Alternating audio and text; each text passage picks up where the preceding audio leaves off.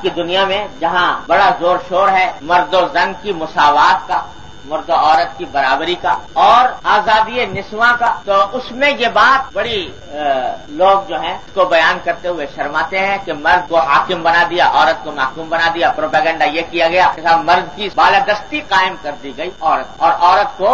اس کا محکوم بنا کر اور اس کے ہاتھ میں قید کر دیا گیا، اس کے ہاتھ میں اسیر بنا دیا گیا، اس کو چھوٹا قرار دے دیا۔ یوں نعرے لگانے کے لیے تو جو چاہے آدمی کرتا ہے، لیکن حقیقت حال یہ ہے کہ یہ جیسا بھی عرض کیا گیا کہ مرد اور عورت دونوں زندگی کی گاڑی کے دو پہیے، زندگی کا سفر دونوں کو ایک ساتھ طے کرنا ہے۔ اب اس زندگی کے سفر کے طے کرنے میں یہ لازمی بات ہے انتظام کی خاطر کہ کوئی ایک شخص ذمہ دار ہو سفر کا، دونوں میں سے کوئی ایک سفر کا ذمہ دار۔ حدیث میں نبی کریم سرور دو عالم صلی اللہ علیہ وسلم نے یہ حکم دیا کہ جب بھی دو آدمی کہیں سفر کر رہے ہوں، چھوٹا سا سفر کیوں نہ ہو، تو اپنے میں سے ایک کو امیر بنائے بغیر ایک دوسرے کو، دو آدمیوں کو سفر نہیں کرنا چاہیے، امیر بنا لے، تاکہ سفر کے جملہ امور اور انتظامات اور اس کی پالیسی وغیرہ وہ امیر کے فیصلے کے تابع۔ امیر نہیں بنائیں گے تو ایک بدنظمی قائم رہے۔ تو جب ایک چھوٹے سے سفر میں اللہ کے رسول صلی اللہ علیہ وسلم کی ہدایت یہ ہے کہ چھوٹا سا بھی سفر کرنا ہو تو کسی ایک کو امیر بنا لو، تو یہ زندگی کا اتنا طویل سفر جو ایک ساتھ گزارنا ہے، اس کے اندر یہ کیوں ضروری نہیں ہوگا کہ کسی ایک کو امیر بنایا جائے انتظام، تاکہ وہ بدنظمی پیدا نہ ہو، انتظام قائم رہے۔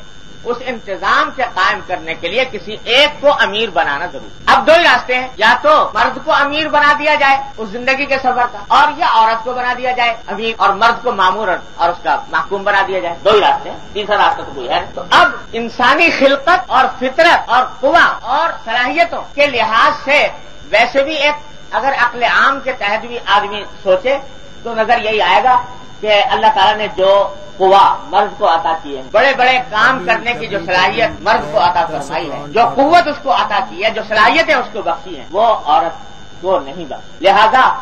اس عمارت اور اس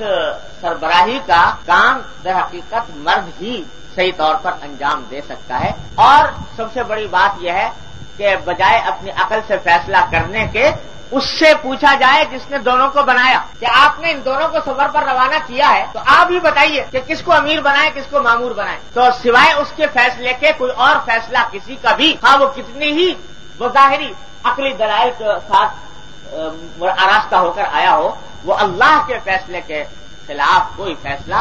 قابل قبول نہیں ہوتا۔ اللہ تعالیٰ نے یہ فیصلہ کیا کہ مرد قوام ہے، حاکم ہے، منتظم ہے، امیر ہے، اس زندگی کے سفر کو طے کریں۔ یہ فیصلہ اللہ تبارک و تعالیٰ نے فرما دیا۔ اگر اس فیصلے کو مانتے ہو اور اس کو صحیح جانتے ہو تو بے شک تمہاری سعادت ہے، مان لو۔ نہیں مانتے، خلاف ورزی کرتے ہو اور اس کے ساتھ بغاوت کرتے ہو تو تم جانو تمہاری زندگی جانے، زندگی خراب ہوتی رہے گی، ہو رہی ہے۔ جن لوگوں نے اس فیصلے سے بغاوت کی اس کا انجام دیکھ لیجئے کیا ہو۔ اللہ تبارک و تعالیٰ نے یہ فیصلہ کیا، یہ زندگی کے سفر کا امیر مرد ہے، عورت اس کو حاکم بنایا، منتظم بنایا، امیر بنایا، عورت کو مأمور بنایا، اور یہ عین فطرت کے مطابق ہے اللہ تبارک و تعالیٰ کے ارشاد۔ البتہ لفظ جو استعمال فرمایا اللہ تبارک و تعالیٰ نے یہاں، وہ ذرا سا سمجھنے کا ہے۔ لفظ یہ نہیں کہا، نہ امیر کا لفظ بولا، نہ حاکم کا لفظ بولا، نہ بادشاہ کا لفظ بولا، بلکہ لفظ استعمال کیا قوام۔ قوام کے معنی جیسے میں نے عرض کیا تھا کہ جو شخص کسی کام کا ذمہ دار ہو تو اس کو ذمہ دار بنائے، اور ذمہ دار ہونے کے معنی یہ ہے کہ اس کی یعنی بحثیت مجموعی اس زندگی کے سفر کی پالیسی وہ طے کرے اور اس کے مطابق کام چلایا جائے گا، لیکن یہ معنی نہیں کہ وہ آقا ہے اور یہ کنیز، یا وہ آقا ہے اور یہ نوکر، یہ خادم، بلکہ امیر اور مامور، حاکم اور محکوم کا رشتہ ہے۔ اور امیر کا تصور اسلام میں یہ نہیں ہے کہ وہ تخت پر بیٹھ گیا اور حکم چلا رہا ہے۔ امیر کا تصور یہ ہے کہ سید القوم خادمہم، قوم کا سردار ان کا خادم ہوتا ہے۔